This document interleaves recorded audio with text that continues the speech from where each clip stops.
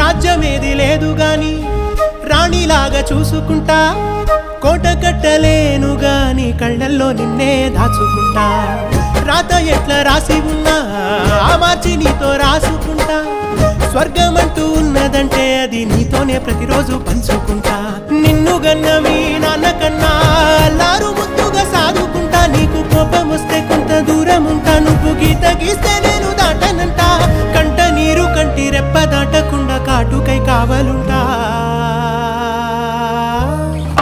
రాంబాయి నీ మీద నాకు మనసాయనే,